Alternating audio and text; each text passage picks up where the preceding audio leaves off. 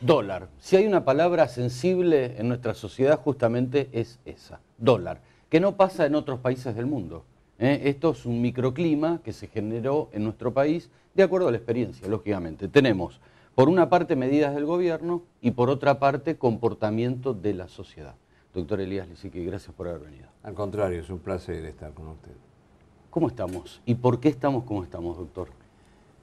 Bueno, es la pregunta del millón. Yo creo de que si usted tomara a un ciudadano cualquiera que tuviera la virtud no menor de ser transparente, honesto, normal, y le dijese, bueno, en la Argentina están saliendo en este momento más dólares de los que están entrando. Vamos a buscar alguna política que restrinja la posibilidad de comprar dólares a los efectos de facilitar una recomposición de las reservas nacionales. Yo creo que nadie se opondría. Si usted toma a ese mismo ciudadano y le dice, aquí hay un clima o un ambiente en el cual hay una gran evasión fiscal, no es una novedad en la Argentina que existe, por la cual transitan por los canales de la economía informal mucho dinero que termina volcándose en el dólar, y vamos a restringir en consecuencia la posibilidad de que la gente que con dinero vulgarmente llamado negro pretenda comprar dólares, se lo vamos a tratar de frenar y restringir. Nadie podría estar en desacuerdo. Si usted una vez más, a ese mismo ciudadano le pregunta, bueno, ¿y qué hacemos con el lavado de dinero, que es una inmoralidad social grave, y podemos combatirlo en alguna medida también con esta política de restricción de compra de dólares? Nadie estaría en desacuerdo. Y así podría nombrarle muchos ejemplos, pero hay un punto en donde aparece la crítica. ¿Por qué con objetivos tan loables y con objetivos tan necesarios no se previó el dictado de normas que generaran una meridiana claridad en los ciudadanos respecto de quién es el que sufre la restricción y quién es el que no va a sufrir restricción ninguna? Y si no va a sufrir restricción en la compra de dólares, ¿cómo se va a calcular el monto que él va a poder adquirir? O sea, esto es lo sumamente fácil. De lo contrario se crea lo que se viene creando en estos días en Argentina, una situación de confusión. No sé por qué me dicen que sí, no sé por qué me dicen que no a la compra de dólares.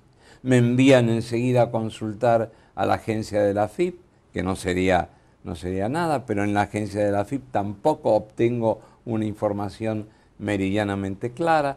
En consecuencia, reitero, lo que podría ser y lo que debe ser absolutamente positivo y útil se diluye a través de una falta de normativa clara que permita prever a cada uno cuál es su situación.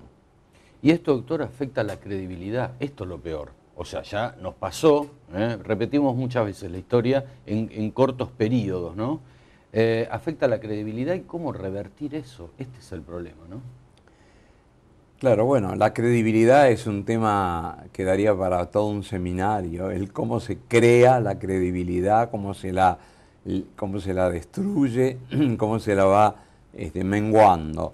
Pero básicamente yo creo que la credibilidad en un país tiene un sustento elemental, que es normas claras, seguridad jurídica. Eso genera credibilidad hacia quienes nos gobiernan en cualquier momento de la historia de un país y de cualquier país. De tal manera que dentro de ese criterio de normas claras y precisas, estaríamos ahora viendo esta necesidad. Todavía estamos a tiempo, normas claras, precisas, que incremente la credibilidad en lo que se está haciendo. Ahora, por un lado tenemos, de acuerdo a este escenario que se creó, por un lado, buenas medidas, pero no en la forma, ¿no? Es lo que estaba explicando hace un momento. Son buenas medidas, pero no es la forma. No hay un encuadre, diríamos, dentro de esto jurídico, algo que ampare, ¿no? ¿Y cómo sigue, doctor, entonces, de acuerdo a lo que está planteado? Claro, no es fácil la respuesta porque, bueno, yo diría de que la decisión de cómo va a seguir la tomará el gobierno en el momento en que pueda ver los resultados de esta política. Si como consecuencia de esta metodología obtiene éxito y logra frenar la salida de dólares o de divisas en general y logra incrementar las reservas del país, bueno, en su momento se interrumpirá este sistema. De lo contrario, supongo yo que va a seguir y va a continuar, seguramente que con modificaciones. A lo mejor van a salir del sistema porque lo ponen más engorroso la gente de menores recursos, entrarán los grandes compradores de dólares, en fin, se irá acomodando la carga en función de una posibilidad de agilizar y hacer más constructiva la medida. A esto le sumamos la eliminación de subsidios, ¿no? O sea, por una parte dólar, por otra parte subsidios. ¿Y eso articulado? Sí, bueno, el subsidio es un tema que tiene una connotación enormemente política.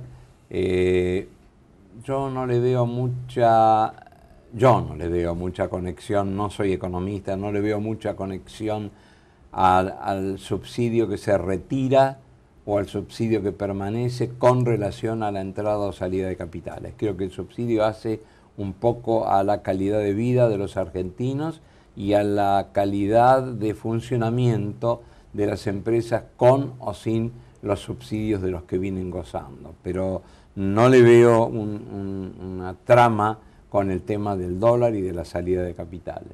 Doctor, usted como tributarista, ¿cómo ve el sistema tributario argentino? ¿Es equitativo, no es equitativo?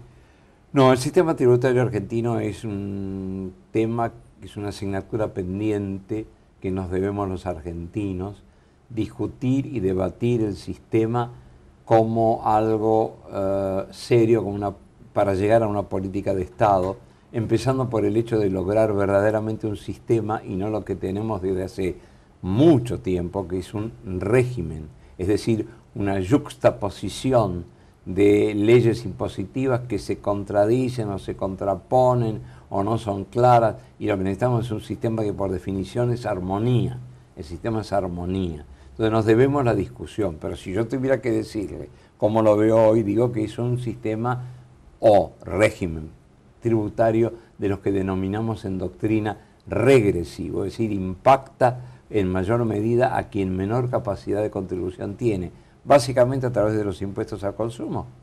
Un IVA, por ejemplo, un ejemplo paradigmático, es un impuesto típicamente regresivo, golpea de la misma forma al ejecutivo de grandes ingresos que al obrero que se acercan, los dos se acercan al mismo kiosco a comprar el mismo paquete de golosinas y van pidiendo perdón por el ejemplo tan no, pero infantil, pero los dos van a tener el impacto de un IVA idéntico con posibilidades de contribución distintas. Entonces los sistemas de impuestos tienen que tender a hacerlos justos y equitativos, y para que sean justos y equitativos tienen que tener un mayor componente de progresividad y de impuestos sobre los capitales. Digo, en todo régimen, o si usted prefiere sistema, hay una coordinación de impuestos al consumo, a la renta y al patrimonio. Según como usted combine y coordine ese cóctel de los tres tipos de impuestos, le saldrá un sistema más justo y equitativo o no. Hoy en la Argentina, donde el principal ingreso tributario es un ingreso de carácter regresivo, reitero, golpea más a quien menos capacidad de pago tiene, estamos en un régimen que no tiene la justicia y la equidad que sería deseable. ¿Y cómo juega el impuesto a las ganancias? Que es otro de los temas también dando vuelta y sensible. Bueno, el impuesto a las ganancias es un buen impuesto, es un impuesto que en principio está en las antípodas, es un impuesto de carácter progresivo, en el sentido de que va a pagar más quien más capacidad de pago tiene. Lo que pasa es que también el impuesto a las ganancias obliga a repensar algunas situaciones que lo pueden llegar a tornar injusto. Ejemplo de lo que se debate en la Argentina. ¿Eximimos o gravamos a las rentas financieras? ¿Eximimos o gravamos a la renta del trabajo personal? Fíjese que discutimos permanentemente en la Argentina, y al día de hoy se está haciendo, ¿qué hacemos con el mínimo no imponible?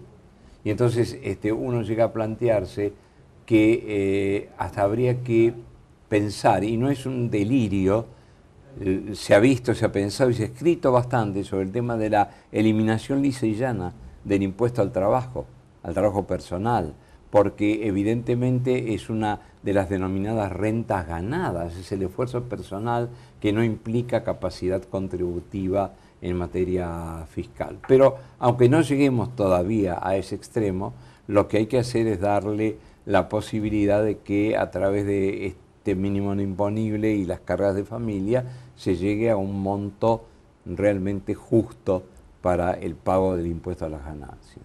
¿Cómo hacer para que sea equitativo, ¿no?, el sistema tributario? Porque son muchos puntos que tenían que confluir todos en uno solo.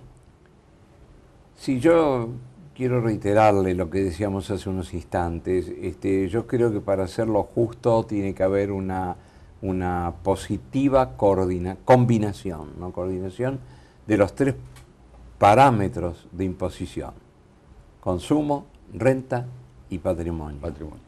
Cuando uno logre a través del debate, a través de los datos macro y microeconómicos, es decir, esto expresarlo es fácil, llegar a una conclusión no es tan sencillo, pero es el camino, es la ruta que hay que tomar, es la ruta 2 que hay que tomar para llegar a Mar del Plata con mayor o menor velocidad de tránsito, pero tomando estos elementos y discutiéndolos vamos a llegar a una solución favorable.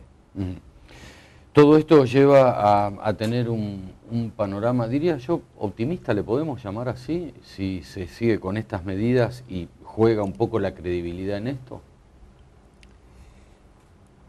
El optimismo y el pesimismo son factores que tienen una enorme carga de subjetividad.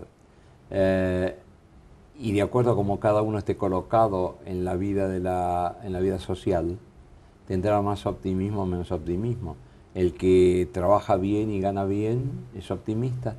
El que trabaja menos bien y gana menos bien es pesimista.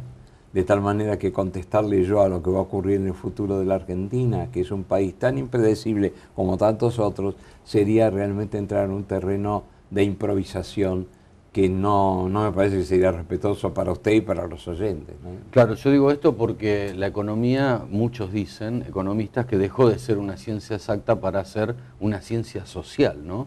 Y juega todo esto, por eso fue mezclado un poco lo que era lo exacto, lo puntual, o diríamos,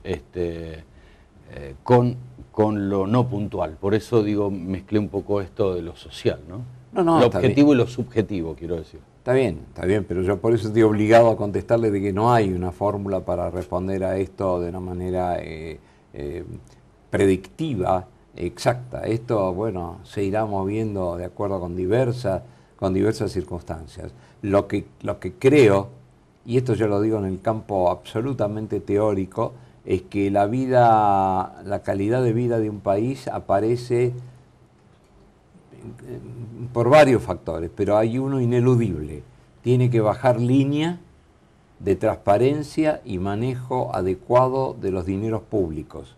A partir de allí empieza a tener autoridad moral quien gobierna un país en cualquier época de la historia, en este caso de la Argentina, autoridad moral como para poder llegar a imponer reglas y condiciones de vida, aun cuando a algunos sectores le pueda parecer no adecuadas. Seguramente. Si un cliente, ya cerrando, doctor, si un cliente le pregunta, ¿compro dólares o no compro dólares?, ¿qué le diría?